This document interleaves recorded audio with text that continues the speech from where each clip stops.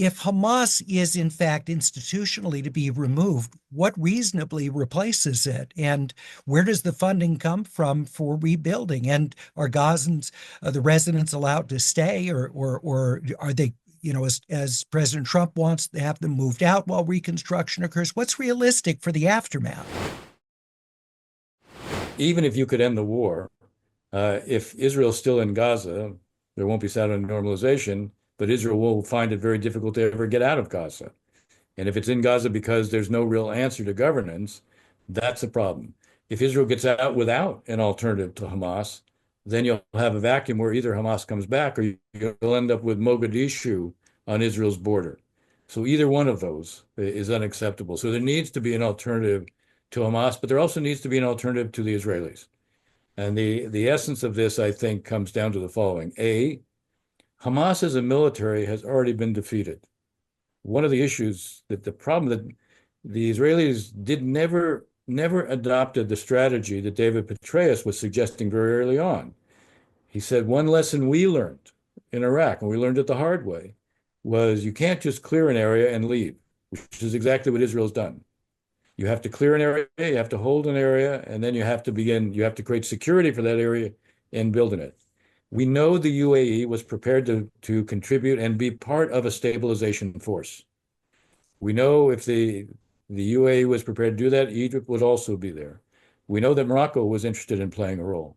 Now, in the case of the UAE said, we will come in and we will play this role. We will help finance the role. And they have the means to do it. But we are not coming in unless there's also reform in the Palestinian Authority, because if we go into Gaza and there's no reform in the Palestinian Authority, there won't be a Palestinian alternative for governance, and we'll be there forever. We're not signing up to go in there forever. So there actually were, before the end of the Biden administration, there were quiet negotiations between the Israelis and the UAE on terms for what Israel would accept. They would accept the idea that the Palestinian Authority they would be the party that would invite the UAE and others in. The Israelis were not accepting a role for the PA at this point. They didn't exclude the idea that if there was a reform PA, it could assume a role over time. The whole idea was to create an interim administration, not unlike what the Egyptians were suggesting in their plan. The Egyptians came with a plan that was designed to address what President Trump was saying. There's no way to do reconstruction in a place that's completely devastated. At least 70% of all the buildings are wholly or partially destroyed. You can't do it when you have 2 million people who are there. Egypt came with a plan that said, here's how you can do it. We will have safe areas for Gazans to move to. We will have reconstruction plans for the other areas. We will raise the monies for that. The Gulf states have said if this is credible from their standpoint, they will be prepared to invest in it. And Egypt was basically demonstrating you can do reconstruction without mass relocation.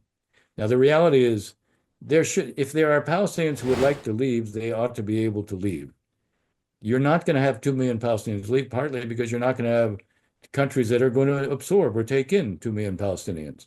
But if you ask me, might we see 100,000 Palestinians leave?